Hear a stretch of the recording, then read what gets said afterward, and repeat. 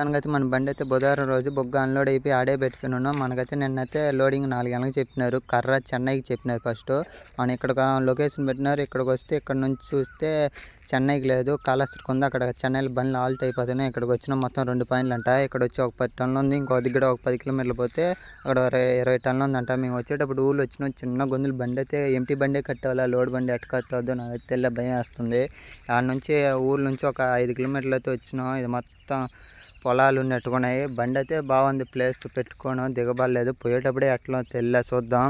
కూలీలు అయితే ఒక 15 మంది అయితే వచ్చినారు. తాటరు వేసుకుని లోపలికి ఉన్నారు. లోపల ఉన్నాయంట కర్ర. ఇంకా లారీ పోదని దిగబడిపోద్దని ఇంకా అక్కడ నుంచి తెచ్చి ఇంకా లోడింగ్ చేస్తున్నారు. 2 పాయింట్ వచ్చి అక్కడ కాటా దగ్గరే ఉందంట. బాగుందంట ప్లేస్.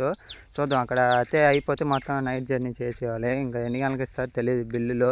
ఈ డ్రైవర్లకి ఏంది మరి కష్టాలు, ఖచ్చితంగా తప్పు. ఫీల్డ్కి వస్తే ఇరుగ్గొందులు ఎందుకులే నాకు అనిపించేస్తుంది.